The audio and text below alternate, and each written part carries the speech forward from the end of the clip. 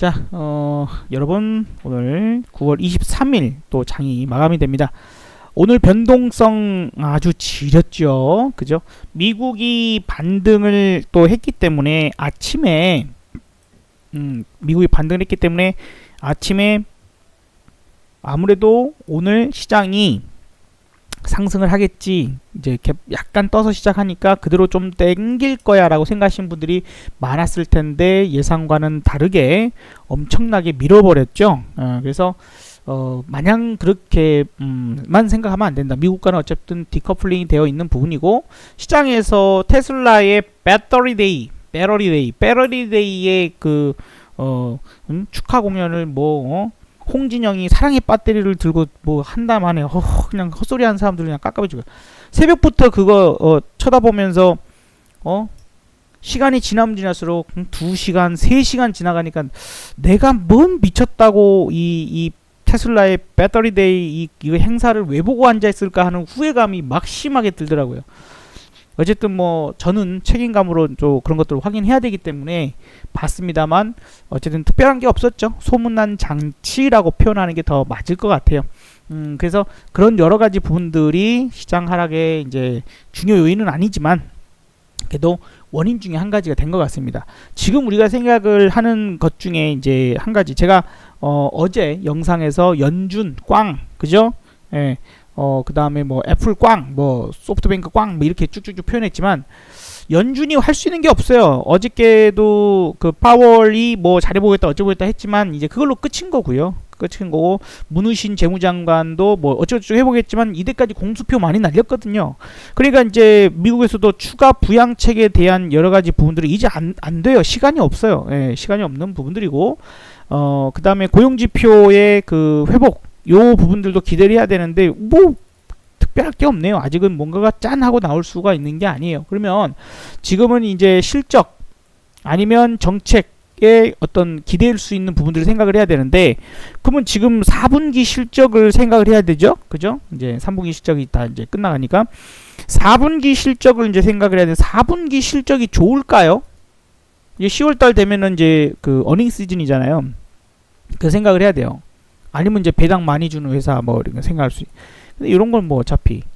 근데 그런 관점에서는 4분기 실적에 대한 기대감, 전만 해도 백신 개발돼 가지고 이렇게 되겠지 생각했던 게 여름에 했던 거, 시간 지나고 보니까 갑자기 아스트라제네카랄지 화이자랄지 이런 데서 부작용이 심하다, 이렇게 돼버리면서 의구심이 들기 시작하는 그런 상황들이 발생하고 있어서 마냥 기대할 만한 상황들도 아닌 그런 상황도 있죠.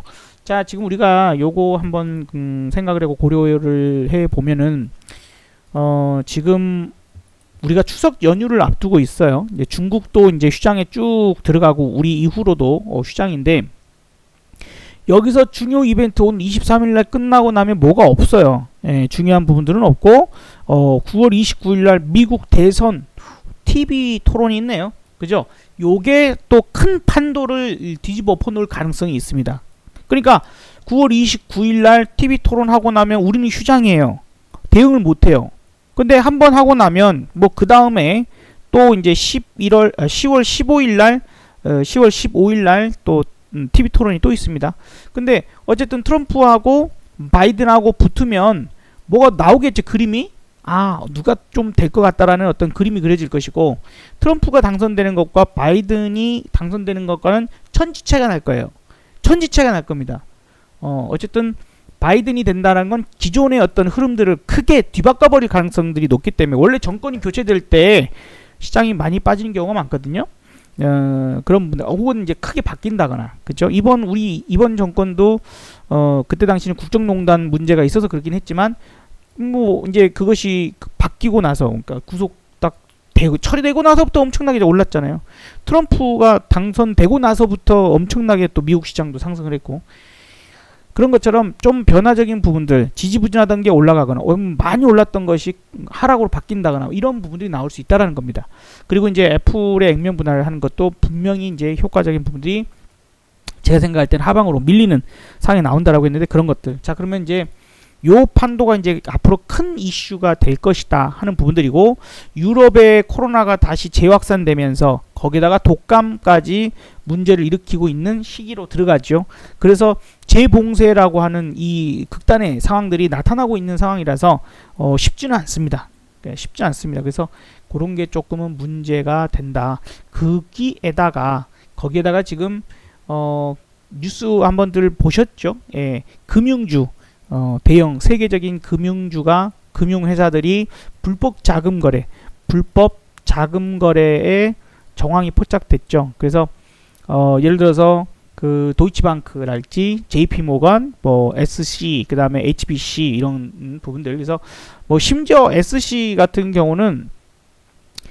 은행 같은 경우는 탈레반과 연관이 있는 두바이 기업의 자금을 송금하고 이제 이 자금들이 탈레반 쪽으로 들어가는 뭐 이런 식으로 상황들이 나온다거나, HBC도 다단계 사기에 연관된 자금을 관리했다. 그러니까 불법 자금인지 알면서 관리한 거 아니냐, 이제 이런 부분들도 있고요. JP모간도 말레이시아의 나집 총리가 이제 검은 돈 세탁을 하는데 이용됐다. 뭐 이런 5,500억 달러. 그것도 규모도 어마어마합니다. 그래서 국제 탐사 기사 협회가 미 재무부에다가 2,100건이 넘는 의심 거래 보고서를 이제 입수해서 보도를 했는데, 무려 그 규모가 2조 달러예요. 2조 달러예요, 여러분. 생각을 해보세요. 2조 달러. 뒤에다가 공 3개만 붙여보세요. 어떻게 되나. 우리나라 돈으로.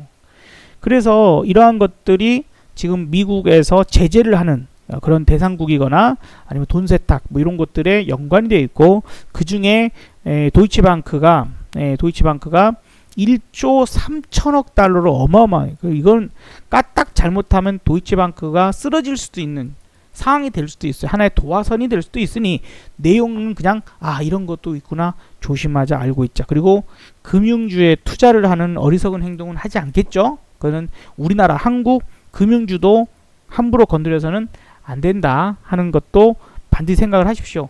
지금 자영업자 소상공인 다 무너지고 있습니다. 점점점 무너지고 있습니다. 심각합니다. 더 심각해지고 있지 좋아지지 않아요. 좋아지지 않아. 더 망해갑니다. 근데 이분들이 은행에서 대출받은 거 갚을 수 있을까요? 그대로 그냥 빚잔치 끝내버릴 수도 있어요. 그렇게 되면서 은행들도 문제가 생길 가능성도 점점 높아져 가고 있어요. 그러니 은행주, 금융주에다가 투자하지 마세요. 그런 주식들을 살려고 생각도 하지 말자 하는 것도 제가 좀 말씀을 드리고 싶었던 그런 이제 부분들입니다. 니콜라는 좀 지켜봐야 되겠죠. 어쨌든 충격을 받은 그런 상태. 제가 이제 어쨌든 다 이제 경고드렸던 내용들이니까.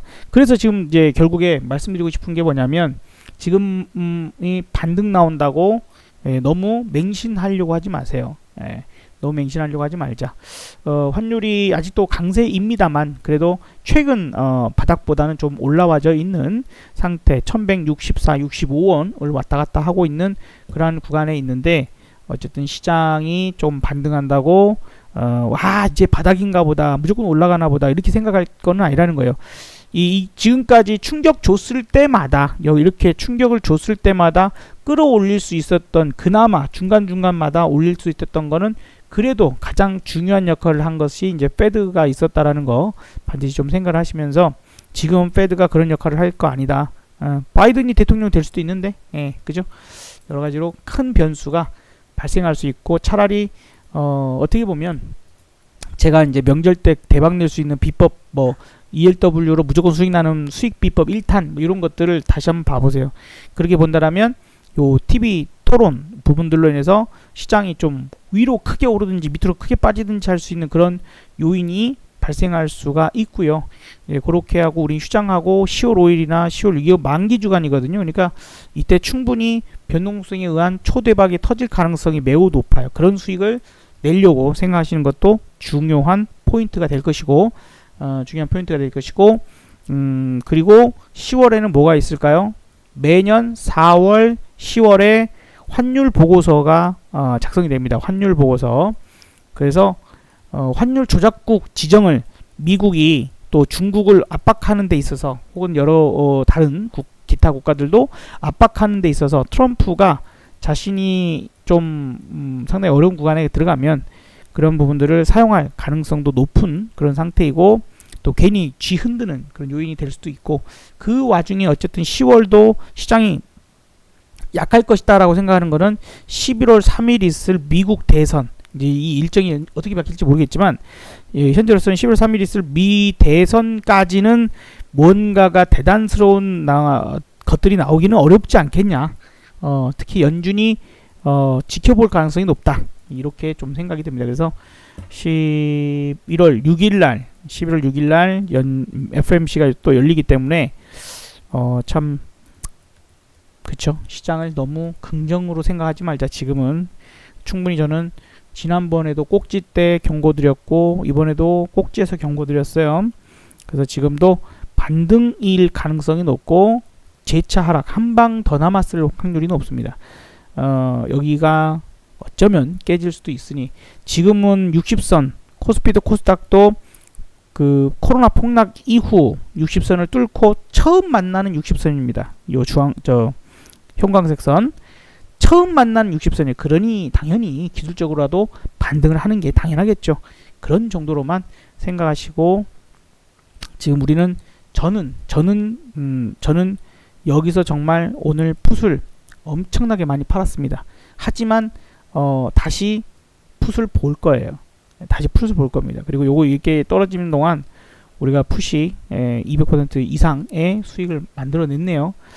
그래서 이미 시장 떨어져도 이러한 수익이 있어야만 내가 들고 있는 주식이 손실이 나도 어느 정도는 완벽하지 않다 하더라도 그래도 그나마 그러한 수익이 보존이 되는 것들이 나올 수 있기 때문에, 또 주식은 어쨌든 이렇게 반등 나오고 올라가면 지금보다 훨씬 높은 가격에 팔 수 있을 테니 그런 여러 가지 것들을 활용할 수 있는 게 더욱더 현명하겠다라고 좀 말씀을 드려봅니다.